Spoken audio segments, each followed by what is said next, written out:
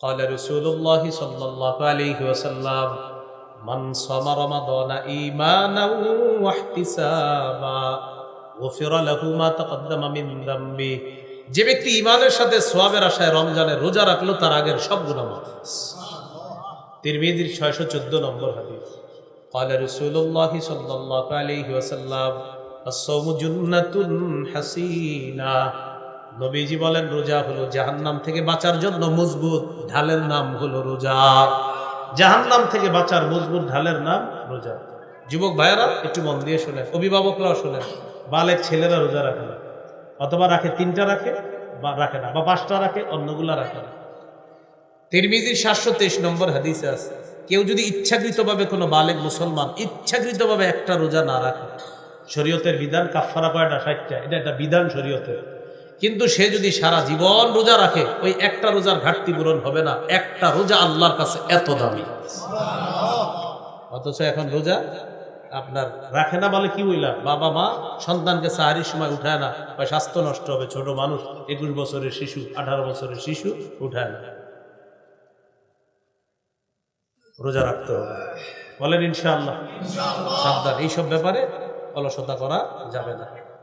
এই হলো আপনার 7 নাম্বার আমল, রোজা রাখা। 8 নাম্বার, রমজান মাসে দান করবেন। এমনি তো সবসময় দান করবেন, রমজানে দানের মাত্রাটা বাড়ায় দিবেন। সূরা মুনাফিকুনের 10-11 নম্বর আয়াতে আল্লাহ বলেন, ওয়ানফিকু মিম্মা রাযাকনাকুম মিন ক্বাবলি আইয়াতিয়া আহাদাকুমুল মাউত। তোমাদের কারো কাছে মৃত্যু আসার আগে তোমরা আমার দেয়া রিজিক থেকে দান করো। فيقول رب لولا أخرتني إلى أجل قريب। মৃত্যু এসে গেলে ওই বান্দা বলবে, আল্লাহ আর একটু সুযোগ দাও, দুনিয়াতে আমি যাব। আল্লাহ বলবেন কেন? ওই ব্যক্তি বলবে, ফাআসসাদদাকু, আমি দান সদকা করব, ওয়া আকুম মিনাস সালিহিন, আমি নেক কাজ করব, ভালো মানুষ হয়ে যাব। আল্লাহ জবাব দিয়ে দেয়, ওয়ালাই ইউআখিরাল্লাহু নাফসান ইযা আজালুহা। মৃত্যু এসে গেলে কিছুতেই আল্লাহ কাউকে আর সামান্য সুযোগ দিবে না। নাউজুবিল্লাহ। মৃত্যু আসলে একটু সুযোগ দিবে না। তো মৃত্যুর আগে কি করা? দান করা। এগুলো 8 নাম্বার। 9 নাম্বার, নফল ইবাদত বেশি করা। কি ইবাদত বেশি করা? ইদানিং কিছু উদ্ভট প্রশ্ন আপনাদেরকে কিছু মানুষ শিখাবে, বা অলরেডি শিখে ফেলছেন। এই প্রশ্নগুলো কখনো করবেন না। যেমন, হুজুর সুন্নত না পড়লে কি কোনো গুনাহ হবে? মানে এটা বলে এই নিয়তে, হ্যাঁ আর সুন্নত পড়বে না।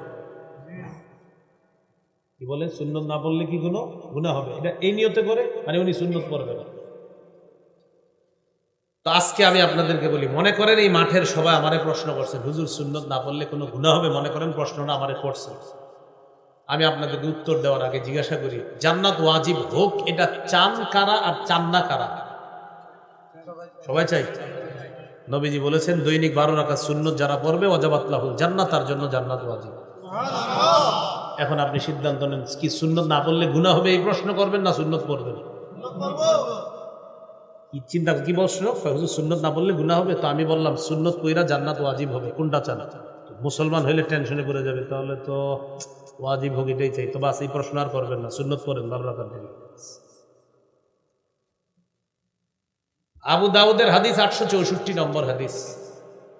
রাসূলুল্লাহ সাল্লাল্লাহু আলাইহি সাল্লাম বলেন, ইন্না আউওয়ালা মা ইউহাসাবুন নাসু বিহি ইয়াউমাল কিয়ামাহ মিন আমালিহিম আস-সালাহ।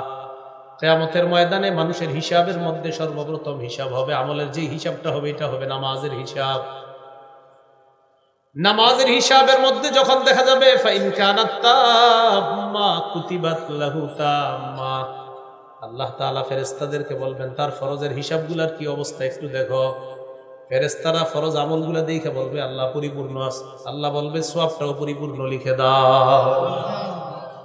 ওয়া ইন কানা ইনতাকাসা মিনহা শাইআ, ফরজের মধ্যে ফেরেশতারা দেখবে ঘাটতি আছে, অনেক ঘাটতি আছে। আসরের নামাজ সময় মতো পড়ে নাই, মাগরিব সময় মতো পড়ে নাই, এশা সময় মতো পড়ে নাই, অথবা মাঝে মাঝে কোনো উক্ত দুইক্ত নামাজ মিস করে ফেলেছে, অথবা নামাজ পড়লেও অলসতা বশত পড়ছে। যেমন আসরের নামাজ ম্যাক্সিমাম মানুষ অলসতা করে, সূর্যটা হলুদ বানায়, পরে গিয়ে নামাজটা পড়ে। মা বোনরা পাতিলে আপনার রান্না বসানোর পর দেখে ভাত সিদ্ধ হবে কখন, সিদ্ধ হইলে আসর পড়বে, তো সিদ্ধ হইতে হইতে সূর্য হলুদ হয়ে গেছে, ইচ্ছা করে সূর্য হলুদ বানায় যারা আসর পরে, তিলকা সলাতুল মুনাফিকিন, তিলকা সলাতুল মুনাফিকিন, তিলকা সলাতুল মুনাফিকিন। নবী বলেন ইচ্ছা করে যারা সূর্য হলুদ বানায় আসর পরে, বলে নাই পরে না, পরে, নবী বলে এটা মুনাফিকের নামাজ, এটা মুনাফিকের নামাজ, এটা মুনাফিকের নামাজ। এখন পড়লে এই অবস্থা, যারা পড়েই না, তাহলে মুসলমান ভাইয়েরা আমরা কি শিখলাম? তো ফরজ নামাজে অনেক সময় ঘাটতি হয়ে যায়, তো ফেরেশতাদেরকে আল্লাহ বলবে নফলগুলো একটু খোঁজ করো তো কি অবস্থা। তো ফেরেশতারা বলবে আল্লাহ নফল আছে, ভালোই নফল আছে, পড়ছে, রমজানে কিছু নফল বাড়ায় পড়ছে, রমজান মাস বোনাস দিছিলেন আপনি, নফল অনেক পড়ছে আল্লাহ। তো আল্লাহ বলবেন আতিম্মু ফারিদাতাহু মিন তাতাব্বুহি, তার নফলের মাধ্যমে ফরজের ঘাটতি পূরণ করুন। তাহলে নফল ইবাদত বাড়িয়ে দাও। 10 নাম্বার নেকির কাজ যত বেশি পারেন করবেন। সূরা তাগাবুনের 9 নম্বর আয়াতে আল্লাহ বলেন মাইয়ুমিন বিল্লাহ ওয়া ইয়ামাল সালিহা, যে ব্যক্তি আল্লাহকে বিশ্বাস করে আর নেকির কাজ করে, ইউকাফির আনহু সাইয়্যাতি, আল্লাহ তার আগের সবগুলা গুনাহ মাফ করে দেয়, ওয়া ইউদখিলহু জান্নাতিন তাজরি মিন তাহতিহাল আনহারু খালিদিনা ফিহা আবাদা, আল্লাহ তাকে এমন জান্নাতে প্রবেশ করাবেন যার তলদেশ দিয়ে নহরসমূহ প্রবাহিত হবে, সেথায় তারা চিরকাল থাকবে। যালিকাল ফাউজুল আযীম, আল্লাহ বলেন এটাই মহান সফলতা।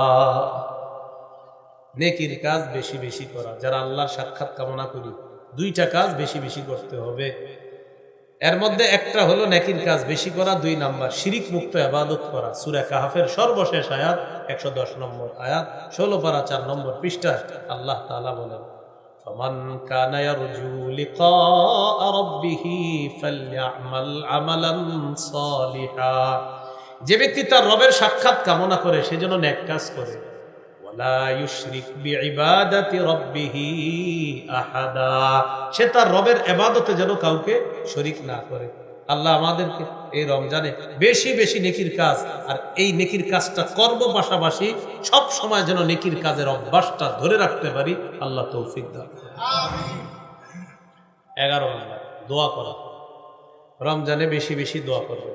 এখন তো আমরা দোয়া করা ভুলে গেছি। কেন ভুলে গেছি জানেন? সকালে খালি এখন মাসালা জিজ্ঞাসা, হুজুর দোয়া কি এইভাবে করব না ওইভাবে, আগে না পরে, উপরে না নিচে, এরকম প্রশ্ন করতে করতে কিছু মানুষ আছে জিজ্ঞাসা করেন গত 2 বছর সে দোয়াই করে নাই, শুধু এই টেনশনে কখন করব, কি করে নাই, দোয়াই করে। আর উনি শুধু টেনশন যে আমি দোয়াটা আসলে কেমনে করবো, বাঁকা হয়ে না সোজা হয়ে, উপরে না নিচে, ডানে না বামে, এই টেনশনে উনি দোয়াই করে। এটা কথা মনে রেখেন, যাদের দোয়া করার অভ্যাস, যারা বেশি বেশি আল্লাহর কাছে চাওয়ার অভ্যাস হয়ে যাবে, আসমানের খাজানা তাদের জন্য খুলে দেওয়া হবে। যত বেশি দোয়া করতে। আল্লাহ তাআলা বলেন ক্বালা রাব্বুকুম উদউনি আস্তাজিব লাকুম, তোমাদের রব বলেন তোমরা আমাকে ডাকো, আমি তোমাদের ডাকে সাড়া দেই। হাত যদি উঠায় দোয়া করেন তাহলে এই জায়গায় রাখতে হবে হাত, বুক পরিবার 1488 আবু দাউদের হাদিস, এখানে হাত রাখতে হবে। কায়ামনো বাক্যে আল্লাহর কাছে বলতে হবে যেন আপনাকে ভিখারি মনে হয়, উপরে উঠানো যাবে। কিন্তু আমরা দোয়ার সময় এমন অভিনয় করি যে মনে হচ্ছে তামাশা করতে। দোয়ার সময় পিঠা বানায়, দেশ গ্রামে একটা পিঠা আছে না, বানায় এরকম করে দোয়াতে হাত উঠে, আবার দাড়ি খোঁচায়, এই তুইও হাত তো ওটা, মানে এটা একটা কেমন যেন একটা গুরুত্বহীন কাজ। নাউজুবিল্লাহ। আপনি আল্লাহর কাছে কথা বলবেন এখন, সেইখানে আপনি কি করতেছেন, হাত এমন করতেছেন, দাড়ি খুঁটতেছেন, আপনি চুল খুঁটতেছেন, পাঞ্জাবি ঠিক করে, জামা ঠিক করে, হাত উঠে আবার ফোনে কথা বলে, হ্যাঁ হ্যাঁ ওই হুজুর মুনাজাত দিছে তাড়াতাড়ি, ওই না না মুনাজাত শেষ হয়ে যাবে তাড়াতাড়ি, আচ্ছা ঠিক আছে আমি মুনাজাতটা শেষ করে আইতেছি। মানে এটা কোনো, আরে আপনি আল্লাহর সাথে কথা বলতেছেন তো, আপনি এমন করতেছেন কেন? আপনি না আল্লাহর সাথে কথা বলতেছেন তো আপনি এমন করতেছেন কেন? কথাগুলা কি সত্য? দোয়ার সময় দেখবেন মানে একদম কি করে না করে এরকম না করা, কায়মনো বাক্যে আমি ভিখারি, আমি কাঙ্গাল, এরকম করে। 2টি কথা মনে রাখবেন, মাখলুকের কাছে যত চায় মাখলুক রাগ হয়ে যায়, আর খালেকের কাছে না চাইলে খালেক রাগ হয়। মাল্লাম ইয়াসআলিল্লাহ ইয়াগদাব আলাইহি, যে আল্লাহর কাছে চায় না আল্লাহ তার উপর রাগ করে, মানুষের কাছে চাইলে রাগ করে। উনি আমারে 5-6 বার ডাক দেখে আমি চিন্তা করলাম এতবার ডাকেন কেন? আল্লাহ বলে আমারে না ডাকলে আমি রাগ করি, তুই আমারে ডাকস না কেন, তুই আমারে ডাকস না কেন। বিশ্বাস করেন আপনারা আমারে ডাক দেন না, 5 বার ডাক দিবেন, 6 বারের সময় রাগ হয়ে যায়, এতবার ডাকেন কেন? আল্লাহ কয় তুমি আমারে ডাকো না কেন? আমরা ডাকলে রাগ হই, আল্লাহ না ডাকলে রাগ করে। 11 নাম্বার দোয়া করা, বেশি বেশি 2টা দোয়া করা রমজানে। সবাই একবার করে নেই, বলেন আল্লাহুম্মা ইন্নী আসআলুকাল জান্নাহ ওয়া আউযু বিকা মিনান নার। হে আল্লাহ, আমি আপনার কাছে জান্নাত চাই, জাহান্নাম থেকে পানাহ চাই। এই 2টি দোয়া আমরা বেশি বেশি করব ইনশাআল্লাহ। 12 নাম্বার জিকির করা। 4টি জিকির আল্লাহর কাছে সবচেয়ে পছন্দের 4টি বাক্য, এই 4টি বাক্য দিয়ে আমরা জিকির করি। ক্বালা রাসূলুল্লাহ সাল্লাল্লাহু আলাইহি ওয়াসাল্লাম আহাব্বুল কালামি ইলাল্লাহি আরবাউন। নবীজি বলেন আল্লাহর কাছে সবচেয়ে পছন্দের বাক্য হলো 4টি। 1 নাম্বার সুবহানাল্লাহ, আলহামদুলিল্লাহ, লা ইলাহা ইল্লাল্লাহ, আল্লাহু আকবার। এই 4টি জিকির আমরা বেশি বেশি করব। এর মধ্যে আপনি লা ইলাহা ইল্লাল্লাহর জিকির যেটা, এটাও সদা সর্বদা করতে পারেন। মা বোনরা রান্না করতেছেন, আপনি টেনশন করতেছেন, রান্নার সময় ঠোঁট না লাগানো ছাড়া জিকির করা দরকার। ঠোঁট লাগাইলে এটাও একটা কষ্ট, রমজানে যদি মনে করেন, তো ঠোঁট লাগানো ছাড়া একটা জিকির আছে, সেই জিকিরটা কি আপনারা করেন, দেখবেন ঠোঁট লাগবে না। লা ইলাহা ইল্লাল্লাহ করেন, এবার ট্রাই করে দেখেন ঠোঁট লাগেনি। লা ইলাহা ইল্লাল্লাহ, লা ইলাহা ইল্লাল্লাহ, ঠোঁট লাগে? কষ্ট নাই, ঠোঁট লাগে না। লা ইলাহা ইল্লাল্লাহ ঠোঁট লাগে না। হ্যাঁ, ট্রাই করে দেখবেন, লা ইলাহা ইল্লাল্লাহ ঠোঁট লাগে না। হাদিসে আসছে তিরমিজি 3592 নম্বর হাদিস। একবার যদি ইখলাসের সাথে কেউ লা ইলাহা ইল্লাল্লাহ পড়ে, ইল্লা ফুতিহাত লাহু আবওয়াবুস সামাই হাত্তা তুফজিয়া ইলাল আরশ, আসমানের সবগুলা দরজা খুলে দেওয়া হয় তার লা ইলাহা ইল্লাল্লাহ যেন আরশ পর্যন্ত পৌঁছে যায়। সুবহানাল্লাহ। তো আপনি মা বোনরা রান্না করতেছেন, রান্না করার সময় বলে দেন লা ইলাহা ইল্লাল্লাহ পড়তে থাকো, তুমি রান্না করতেছো বড়। তো আমরা রমজানের এই মাসগুলা ইবাদতের মাধ্যমে, এইভাবে জিকিরের মাধ্যমে কাটানোর চেষ্টা করবো ইনশাআল্লাহ। 13 নাম্বার, সারাদিন রোজা রাখলেন, রাখার পর ইফতার করবেন। 14 নাম্বার ইফতার করাবেন। 13 নাম্বার ইফতার করা, 14 ইফতার করানো। যেখানে ইফতার করানো অনেক ফজিলতের কাজ। অনেক সময় কি হয়, আমরা প্রতিবেশী ধনী থাকলে ইফতার করাইতে চাই না, যে ধনী মানুষ কি খাওয়াবো না, ধনী মানুষকেও আপনি ইফতার পাঠাবেন বা ওনারে দাওয়াত দিবেন আপনার বাসায়। কেন? রোজাদারকে ইফতার করানোর ফজিলত থেকে আপনি বঞ্চিত হবেন।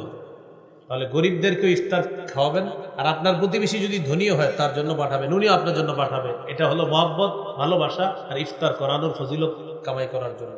তাহলে 13 নাম্বার ইফতার করা, 14 নাম্বার ইফতার করানো। 15 নাম্বার ইফতারের সময় দোয়া করা। তিরমিজি 3598 নম্বর হাদিস।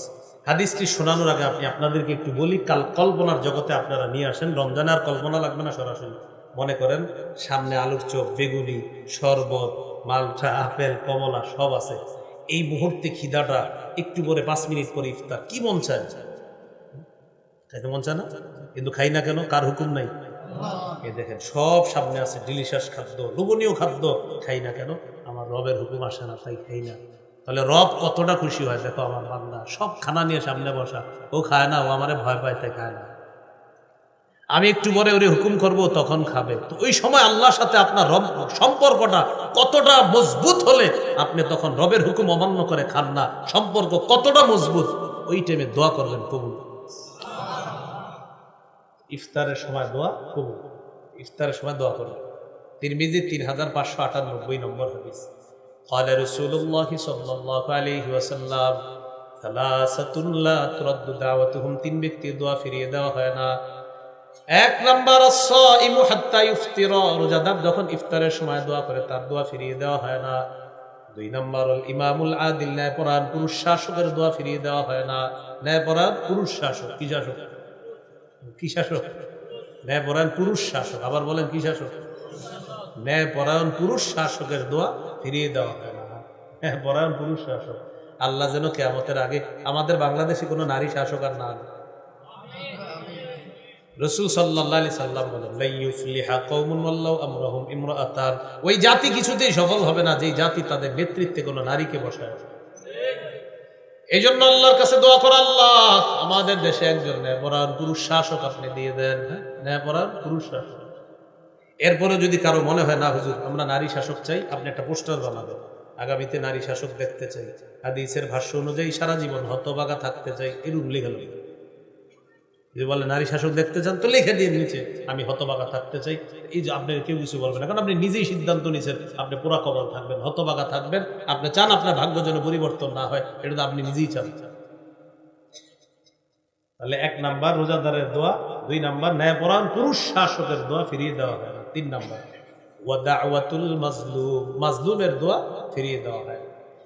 16 নাম্বার রমজানের শেষ দশকে ইতিকাফ করা। বুখারীর বর্ণনা 2033 নম্বর হাদিস, কানা রাসূলুল্লাহ সাল্লাল্লাহু আলাইহি ওয়াসাল্লাম ইয়াতাকিফু ফিল আশরিল আওয়াখির মিন রমাদান, নবীজি রমজানের শেষ দশকে ইতিকাফ করতেন। 17 নাম্বার লাইলাতুল কদর তালাশ করা। লাইলাতুল কদর পাওয়ার সহজ উপায় হলো ইতিকাফ করা, বুঝছেন? সহজ উপায় ইতিকাফ করা। সূরা কদরের 3 নম্বর আয়াতে আল্লাহ বলেন, লাইলাতুল কদরি খায়রুম মিন আলফি শাহর, কদরের রাত 1000 মাসের চেয়ে উত্তম। মাইয়াকুম লাইলাতুল কদরি ঈমানাও ওয়া ইহতিসাবা, কোন ব্যক্তি যদি ঈমানের সাথে সওয়াবের আশায় লাইলাতুল কদরে জাগ্রত হয়, গফিরা লাহু মা তাকদ্দামা মিন যামবি, তার আগের গুনাহগুলো মাফ করে দেওয়া হয়। এইজন্য 21, 23, 25, 27, 29 এই 5 রাত্রি বেজর রাত্রিতে জাগ্রত হয়ে ইবাদত করবেন। চেষ্টা করবেন রমজানের শেষ দশক পুরোটা ইবাদত করবেন রাতের বেলা। যদি প্রতিদিন না পারেন অন্তত বেজর রাত্রিগুলা যেন আমাদের মিস না হয়। 21, 23, 25, 27, 29 ঘরের নারী সদস্য যারা আছে তারাও যদি ঘুমিয়ে যায়, নবীজি এই শেষের দিকে ঘরের নারী সদস্যদেরকে উঠায় দিতেন, ওঠো ওঠো ওঠো ইবাদত বন্দি করো। কথায় মনে এসে গেছে একটা কথা, মা বোনদেরকেও রমজানে একটু ইবাদতের সুযোগ দিন। আপনারা এমন ইফতারির লিস্ট ধরায়া দেন যে ওনার 2টা থেকে শুরু করতে হয় কাজ, আবার এমন সাহারির লিস্ট ধরায়া দেন যে বাস উনি সাহারির সময় ইবাদতের সুযোগ পায় না আর ইফতারের সময় একটু ইবাদতের সুযোগ পায় না। কারণ আপনি এতগুলো খাইতে হবে কেন বলেন? ঠিক আছে, 1 দিন 2 দিন খান ভালো, অনেক ডাটে খান, সব প্রতিদিন খেতে হবে কেন এরকম? তাহলে মা বোনদেরকে একটু ইবাদতের সুযোগ করে দেওয়া রমজান মাসে। প্রয়োজনে পুরুষ যারা আছে আপনি একটু সহযোগিতা করেন, হেল্প করেন, কাজে আপনি একটু সহযোগিতা করেন। আম্মাজান আয়েশা সিদ্দিকা রাদিয়াল্লাহু তাআলা আনহাকে জিজ্ঞাসা করছে, আম্মাজান নবীজি ঘরে সারাক্ষণ কি করে? সাহাবীরা মনে করছে সারাক্ষণ নবীজি নামাজ পড়ে জিকির করে, এরকম মনে করছে। আম্মাজান বললেন, নবীজি সারাক্ষণ ঘরে ফি মিহনাতি আহলিহি, পরিবারের কষ্টকর যে কাজগুলা ওই কাজগুলাতে নবীও শরীক থাকে, নবীজি শরীক থাকে। তাও বলছিলাম যে রমজান মাসে আমাদের মা বোনদেরকেও ইবাদতের সুযোগ করে দিন ইনশাআল্লাহ। কথার কথা আপনার যে উনি ইবাদত করার ইফতারের সময় আপনি সব ইফতারি রেডি হয়ে গেছে, তো তখনও আপনি এমন এমন কাজের মধ্যে লিপ্ত রাখেন একটু যে আল্লাহর কাছে দোয়া করবে সুযোগটা নেই। ইফতার রেডি, এটা একটু দোয়া করার সুযোগ নেই, বাকি কাজগুলো আপনি একটু বুঝে নেন তো হয়ে যাবে। তাহলে 17 নাম্বার লাইলাতুল কদরে আমরা ইবাদত করব, ঘরের নারী সদস্যদেরকে আমরা ইবাদতে উৎসাহিত করব। 18 নাম্বার সদকাতুল ফিতির আদায় করা। এটা এলাকার ওলামায়ে কেরাম আছে যারা পাশে দাওরা হাদিস মাদ্রাসা 2-3টা আছে রাস্তার ওই পাশে ওলামায়ে কেরামের সাথে পরামর্শ করে আপনারা এই বছর সদকাতুল ফিতির কত হয় এটা জেনে তারপর সদকাতুল ফিতিরটা আদায় করে দিবেন। এই হলো রমজানের মৌলিক 18টি করণীয় বললাম। গুরুত্বপূর্ণ অংশ 6টি বর্জনীয়। কয়টি? এটা বেশি গুরুত্বপূর্ণ। 1 নাম্বার ঝগড়া বর্জন করা। সহিহ বুখারীর 1904 নম্বর হাদিস, রাসূল সাল্লাল্লাহু আলাইহি সাল্লাম বলেন, ইজা কানা ইয়াউমু সাওমি আহাদিকুম ফালা ইয়ারফুস ওয়ালা ইয়াসখাব, তোমাদের কেউ যখন রোজা অবস্থায় থাকবা সে যেন অশ্লীল কথা না বলে, সে যেন বাদানুবাদ না করে। ফাইন সাব্বাহু আহাদুন আও কাতালা, কেউ যদি রোজাদারের সাথে ঝগড়া করে লড়াই করে তখন ওই ব্যক্তি বলবে ইন্নী সাইম, আমি রোজাদার। বুখারী অন্য বর্ণনায় আসছে 2 বার বলবে আমি রোজাদার। তাহলে এই রমজানে আমাদের সাথে কেউ ঝগড়া করতে আসলে আমরা 2 বার বলবো আমি রোজাদার, আমি রোজাদার। কয়বার বলবো? 2 বার। কেউ যদি ঝগড়া করে বাস ভাই আমি রোজাদার, আমি রোজাদার, এই 2 বার বলে দেব। তাহলে 1 নাম্বার ঝগড়া পরিহার করা। 2 নাম্বার অনর্থক কথা পরিহার করা। অনর্থক কথা কাকে বলে? একটু তাকান আমার দিকে, অনর্থক কথা বলেন। এটা কি পাঞ্জাবি বলেন? আসলে পাঞ্জাবি? আসলে ওটা তো পাঞ্জাবি, মানে ফাও কথা বলে। এই যাবি মানে হুদাই জিজ্ঞাসা করতেছে, অনর্থক কথা। এটা হলো কি কথা? অনর্থক কথা। এটা হ্যান্ড টিস্যু, তো এটা তো টিস্যুই। বারবার কইতে মানে এটা টিস্যুর উপরে কেন্দ্র করে 50টা কথা বলছে, অনর্থক কথা। তো এই অনর্থক কথা বর্জন করা 2 নম্বর। সহিহ বুখারী 2477 নম্বর হাদিসের বর্ণনা, রাসূলুল্লাহ সাল্লাল্লাহু আলাইহি সাল্লাম বলেন, ইন্নাল্লাহা কারিহা লাকুম সালাসা, আল্লাহ তোমাদের জন্য 3টি বিষয় অপছন্দ করেছেন। 1 নাম্বার কিলা ওয়া কল, অনর্থক কথা বলা আল্লাহ পছন্দ করেছেন। 2 নাম্বার ওয়া ইদাআতাল মাল, সম্পদ অযথা নষ্ট করা আল্লাহ পছন্দ করেছেন। 3 নাম্বার ওয়া কাসরাতাস সুআল, অনর্থক প্রশ্ন করা আল্লাহ পছন্দ করেছেন। ওই যে ওনারে পাঞ্জাবি নিয়ে 3টা প্রশ্ন করছে, আর তো পাঞ্জাবি প্রশ্ন করছি 3-4টা, অনর্থক প্রশ্ন করা আল্লাহ পছন্দ করেছেন। এ হলো 2 নাম্বার, অনর্থক কথা বলা যাবে না। 3 নাম্বার মিথ্যা কথা পরিহার করা। একটু আমার সাথে বলেন, মিথ্যা হলো সমস্ত পাপের আম্মা। সমস্ত পাপের মা কি? মিথ্যা কথা বলা। সহিহ বুখারীর বর্ণনা 1903 নম্বর হাদিস, রাসূল সাল্লাল্লাহু আলাইহি সাল্লাম বলেন, মাল্লাম ইয়াদা কাওলা যুরি ওয়াল আমালা বিহি ফালাইসা লিল্লাহি হাজাতুন ফি আইয়াদা তাআমা ওয়া শারাবা। যে ব্যক্তি রোজা রেখা মিথ্যা ছাড়তে পারলো না, সে যে খানা খাইলো না সারাদিন। আপনি রোজাদার, সারাদিন খান নাই, পান করেন নাই, নবীজি বলেন তোমার না খাওয়া আর না পান করার মধ্যে আল্লাহর কাছে কোনো গুরুত্ব নাই, কারণ তুমি মিথ্যা কথা বলো, মিথ্যা ছাড়তে পারো না। ভাই জুতা কত? ঈদের সিজন 1200 টাকা, 1150 দিই, আল্লাহর কসম 1140 করে কিনা। কত করে কিনা? যাই হোক, হইতে পারে 1140, যদি 1140 হয় তাহলে সত্য কথা, কিন্তু আপনি খোঁজ নিয়ে দেখলেন 500 করে কিনা, তাহলে 640 মিথ্যা কথা। বাকি 640 কি হলো? মিথ্যা কথা। বুখারীর বর্ণনা আসছে, কিয়ামতের ময়দানে 5 জন দাগী আসামির একজন হবে যে মিথ্যা শপথ করে পণ্য বিক্রি করে। মিথ্যা শপথ করে যে পণ্য বিক্রি করে, মিথ্যা কথা বলে, 5 জন দাগী আসামির একজন হবে এই মিথ্যা কথা বলে। তাহলে মিথ্যা পরিহার করা, এটা 3 নম্বর। 4 নম্বর গীবত পরিহার করা। এটারও একটা বাংলা বলি সুন্দর, যদি পারেন কেউ লেমনিটিং করে ঘরে টানা রাখবেন। বলেন যে আমল ধ্বংসের নীরব ঘাতক গীবত। আবার আমল ধ্বংসের নীরব ঘাতক গীবত। মানে আপনি বুঝতে পারবেন না, আমি আর উনি বসে বসে কথা বলতেছি, আমার জানাও নাই যে আমার আমলগুলো আরেকজন আমি দিয়ে দিতেছি। আমি ওনার সাথে বসে একজনের গীবত করতেছি, তো যার গীবত করতেছি আমি তো মাশাআল্লাহ ওনার সাথে বসে বসে গীবত করতেছি আর তাহাজ্জুদ নামাজের ফিরিস্তি শোনাইতেছি, কিন্তু আমার এই সব আমল নামা অন্যদিকে চলে যাচ্ছে। তাহলে আমল ধ্বংসের নীরব ঘাতক গীবত, এই জন্য গীবত করা যাবে না। এলো 4 নম্বর। হ্যাঁ, আমল ধ্বংসের নীরব ঘাতক গীবত করা যাবে না, এটা হলো আপনার 4 নম্বর। 5 নাম্বার লৌকিকতা পরিহার করা। ও আচ্ছা, একটু গুরুত্বপূর্ণ কথা, 4টা, প্রথম 4টা, আরো 2টা বলতেছি আমি। ঝগড়া করি কি দিয়ে? আচ্ছা, অনর্থক কথা বলি কি দিয়ে? মিথ্যা বলি কি দিয়ে? গীবত করি কি দিয়ে? হাদিসে আসছে তিরমিজির 2616 নম্বর হাদিস, হাল ইয়াকুব্বুন নাসা ফিন নারি আলা বুজুহিহিম আও আলা মানাকিরিহিম ইল্লা হাসাইদু আলসিনাতিহিম।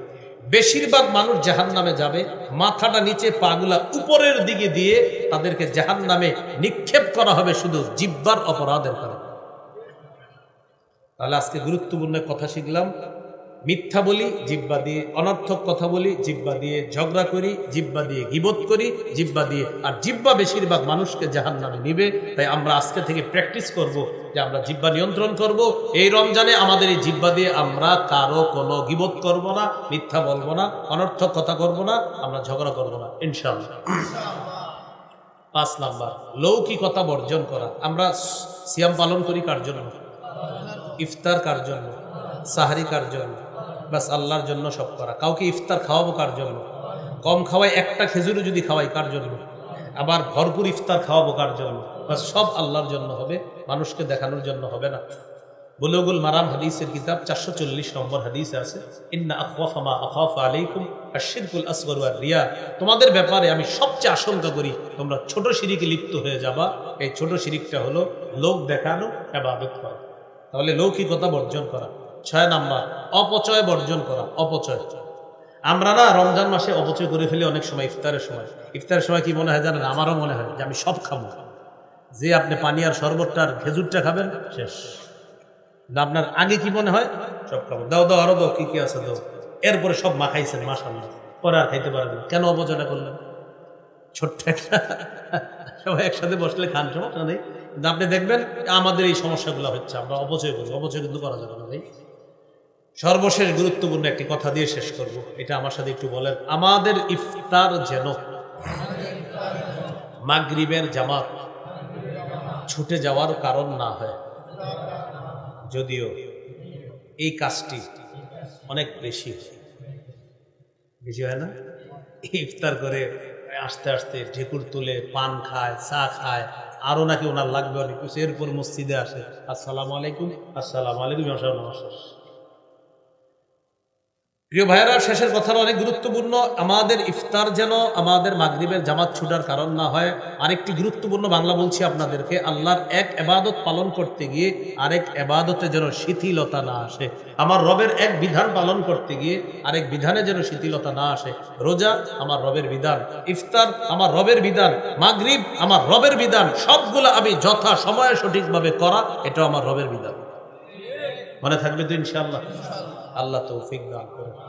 এখন আপনাদেরকে সর্বশেষ একটা আবদার, সাদা দাড়িওয়ালা, সাদা দাড়ি যাদের, হাদিসে আসছে তাদের দোয়া ফিরাইয়া দিতে আল্লাহ লজ্জা করে। সুবহানাল্লাহ। সাদা দাড়িওয়ালা যারা দোয়া করেন, হ্যাঁ, ইন্নাল্লাহা লা ইস্তাহি লিযাইবাতিল মুমিন, তো যাও সাদা দাড়িওয়ালা যারা, তারা আপনার অনেক বরকতি মানুষ, তাদের অনেক বরকতি মানুষ। হাদিসে আসছে ইকরাম বিশাইবাত, সাদা দাড়িওয়ালা যারা, তাদেরকে সম্মান করার কথা আসছে। এটা আপনার যে আল্লাহকে সম্মান করা, সাদা দাড়িওয়ালাকে সম্মান করা মানে আল্লাহকে সম্মান করা, আল্লাহকে, হাফেজে কোরআনকে সম্মান করা, আল্লাহকে সম্মান করা। আর সাদা দাড়িওয়ালা আর ন্যায়পরায়ণ শাসককে সম্মান করা মানে আল্লাহকে সম্মান করা। তো সাদা দাড়িওয়ালা, তাদেরকে আমরা মূল্যায়ন করব, সম্মান করব, তাদের দোয়াগুলোতে আমরা শরীক হব। এই জন্য আমরা যারা যুবক আলোচক যারা আছি, আমাদের দোয়ার চাইতে সাদা দাড়িওয়ালা মুরব্বী যারা, তাদের দোয়াগুলা বেশি গুরুত্ব দিয়ে আমরা এগুলাতে শরীক হব। এগুলা বরকতি, খুব বরকতপূর্ণ মজলিস হয়ে যাবে তাদের মজলিসগুলা। আমি পার্সোনালভাবে আপনাদেরকে বলবো, মুরব্বীরা যেই সমস্ত মাহফিলে আসে, তাদের মাহফিলগুলাতে বেশি বেশি যাবেন। তাদের মুখ থেকে এমন কথা আল্লাহ বের করেন যেটা আমার আপনার জীবন পরিবর্তনের জন্য সহায়ক হয়, যথেষ্ট হয়। এই জন্য আল্লাহওয়ালা যারা, তাদের মজলিসে যাবেন, তাদের কথাগুলো শুনবেন। তাই সর্বশেষ আপনাদের কাছে আবদার, আপনাদের এলাকারই প্রতিষ্ঠাতা পরিচালক জামিয়া ফারুকিয়া রোজাতুল উলুম মাদ্রাসা, এই মাদ্রাসার হুজুর মানে আপনাদের হুজুর, তো আপনাদের মানুষ আপনাদের সামনে এখন আলোচনা করবে, ইনশাল্লাহ দোয়া করবে, আপনাদেরকে নিয়ে ইনশাল্লাহ কিছু কথা বলবে, দোয়া করবে। এরপর ইনশাল্লাহ মজলিসটা শেষ হবে। আল্লাহর রাস্তায় আমরা সামান্য সময় ধৈর্য ধরে বসি, ইনশাল্লাহ এরপর শেষ হবে।